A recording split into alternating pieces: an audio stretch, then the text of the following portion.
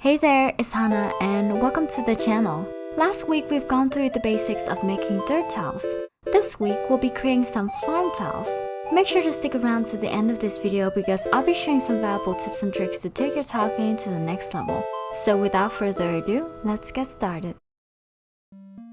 Let's create a 3x2 tile area where each tile is 16 by 16 pixels. Normally you can plant anywhere from 1 to 4 seeds in each tile, but since this is a small tile area, we'll make it so that each tile allows users to plant 1 seed. The seeds will be placed in the middle here, so the seed bed should cover the middle area.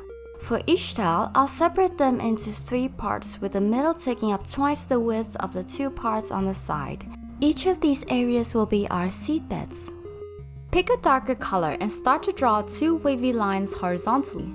These will be the gaps between the seed beds.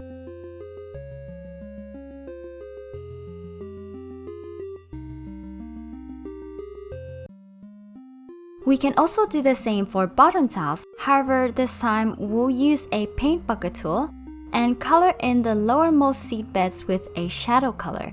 This will give the tile that signature top-down thickness. Let's add some highlights. Pick the lighter shade and draw large circular blocks. I usually want to focus these highlight spots on the side as it will give the illusion that the middle part slightly sinks down.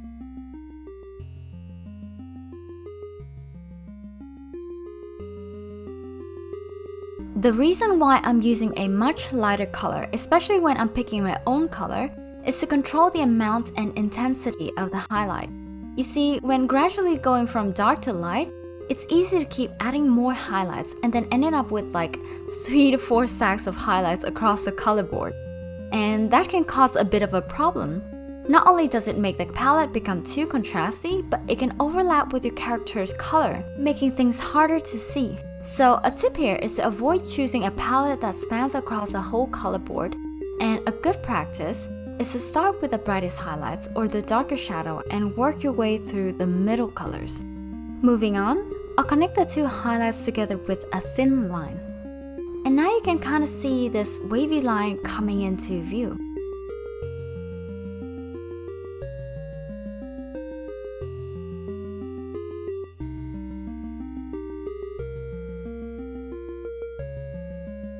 Next, I'll shade around this highlight area with a medium color. I typically focus these medium color more on the side of the large highlight spots, rather than distributing them equally around it. This is because the brightest highlight spots represent the highest point, and anything positioned behind it, which is right above the highlight, will therefore be covered. So it makes sense not to have a larger chunk of this medium color on top of the highlight. On the other hand, if you want to make the dirt part appear sunken down, place more medium color on the top part of the highlight. I've tried out a few different ideas for placing the medium colors. In the first row, I decided to position them in the middle, which is why I removed part of the highlights in that area. It's a purely stylistic choice, but I like to create some asymmetry by not aligning the middle parts with each other. For instance, in the second row, I shifted the middle part slightly to the left. I follow the same approach for the last row, placing medium colors on the side and filling in some of these colors for the middle part. Still, I make sure they don't align with the ones above.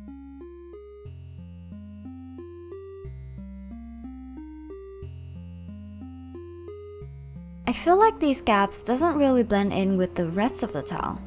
Here's a way to blend these darker areas using anti-aliasing. At this spot here, where the lines kind of break up, add 1 or 2 pixels on the side. This creates a nice soft edge that blends smoothly with the other parts of the tile.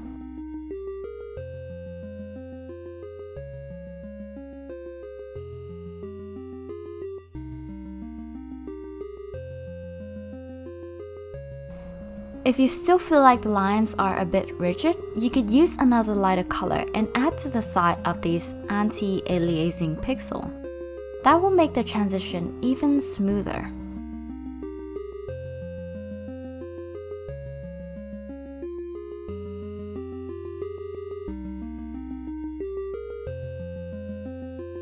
I want to create a more silky look for the tiles. That's why I draw some diagonal lines in the middle spot here.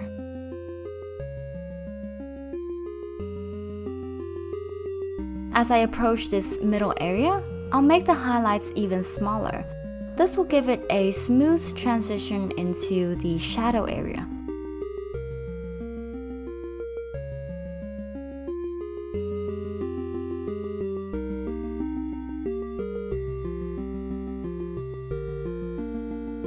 I'll also add some air holes with a few dots or lines. In some cases, I'll make them appear deeper by adding a darker color in the middle of the hole. It's a simple way to add details and depth to the design. Let's create an outline for this area. To make the top part more interesting, let's add some curved lines to the corner. Here are a few different ways you can create these curves to give your corners variations.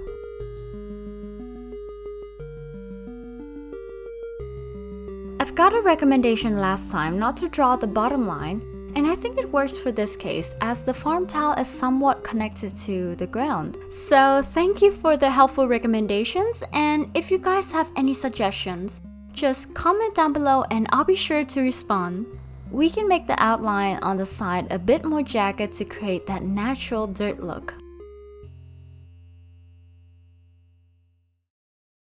I'm also adjusting the position of these indented spots so they don't look too symmetrical. I also added some reflective light at the bottom so the shadow area doesn't look too flat. Back to the top corner, I've included a dark color pixel next to the outline to make the corners even rounder and smoother, same as the bottom corners. Let's recreate this for single tiles.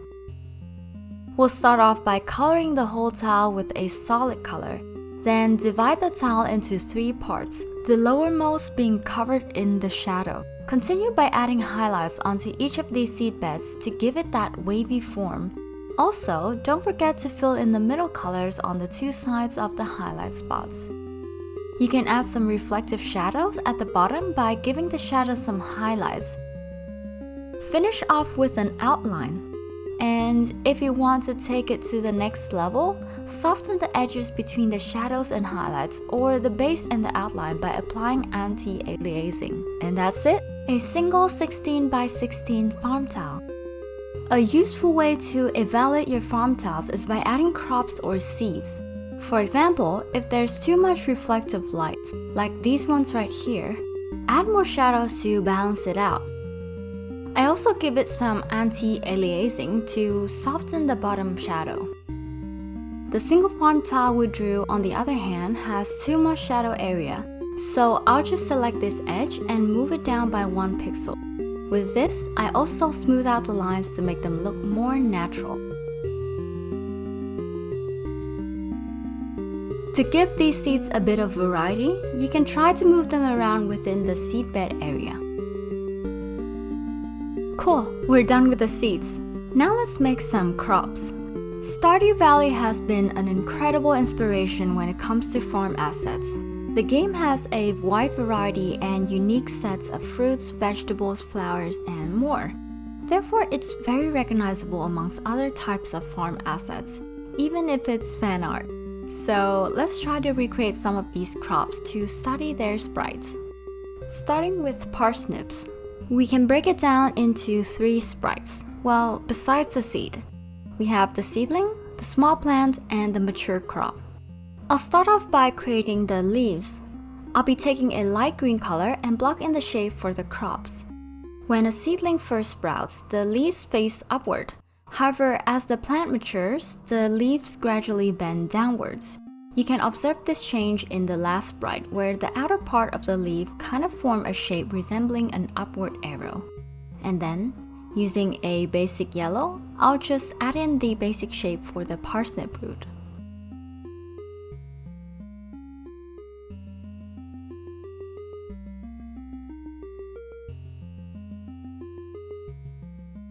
Now it's time to add shadings. For the seedlings, I'll focus the shadow area at the bottom since this is the place where it receives the least amount of light.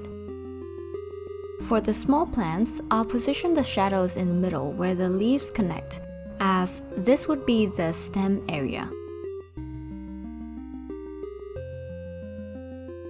Now for the last sprite, I'll place the shadow more around the lower parts of the plant, starting from the stem, then gradually expanding a bit to the leaves. Those leaves above, however, will have the least amount of shadow since it receives the most lighting from the sun above. I decided to add outlines to this one to see how it looks as a whole. I noticed that the leaves appeared quite large, kind of resembles spinach leaves. So to fix this, I made each leaf slightly pointy and thin. I made some major changes for the small plants. After adding the outline, I deepened the shadow for the center part with the darker shadow.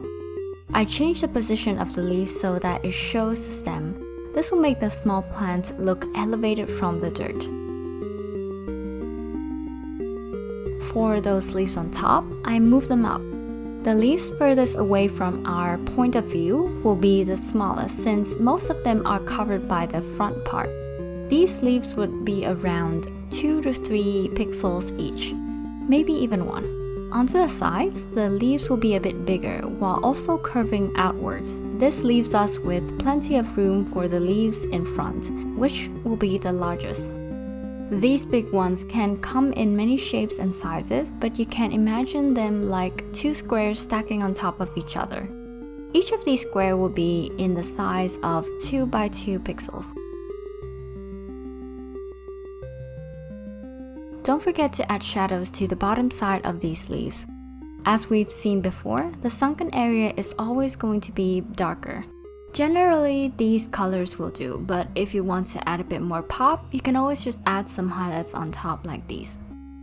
For the last plant, I'll add a bit of highlight on top since this is the highest branch. For those below, I'll only add like a dot of highlight. Now onto the roots. You can pick a shadow color and line it around the edge. I avoid having the shadow at the middle of the bottom because I still want the root to look like it's connected to the ground, not just floating on the top. I'll also add some highlights to create the illusion of a stem. And speaking of connections, I'll add some shadows around the plant. This shadow color will usually be a dark brown but with less opacity. We can add some dirts to the plant. The part of the dirt that goes beyond the ground will receive more lighting and therefore be brighter than the farm tiles. And we're done with the parsnips. We can use the same color palette to create the 3 sprites for the cauliflower. Starting with the seedlings, I gave them smaller leaves to make it look different from the parsnips. For the small plants, I drew 4 leaves and placed a cauliflower curd in the middle. To make the curd look less flat, you can take a slightly darker shadow and place it around the corners. Additionally, I placed some green pixels at the bottom part of the curd to create the illusion that the leaves in front are covering the middle curd. The mature crop is like a bigger version of the small plant. However, in comparison, the size of the mature curd relatively to its leaf will be much larger compared to the ratio seen in the small plants. To create the texture for the curd, you can add some small shadow dots in the middle. Make sure that these dots are arranged diagonally along one of the corners.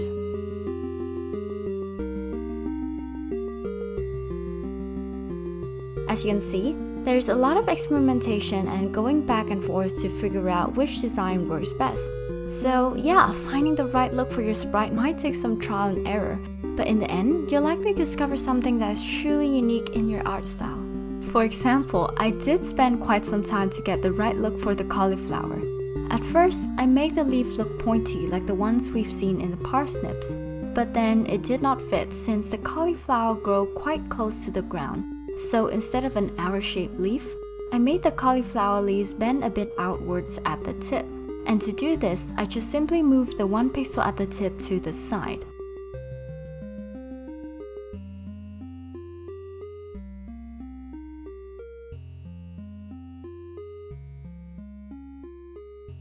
As for the leaves on top, I designed them to face inwards, gently hugging the curd, resembling the petals of a rose embracing its center. I'll finish off by adding the shadow under the cauliflowers. And this is our final result. If you make it to the end of this video, comment down below which part was the most helpful, and I'll be sure to respond to any of your messages. In part 2, I'll guide you through some of the techniques in doing tile variations, which would allow the tiles to seamlessly blend with each other across a large area. And until the next video, stay tuned!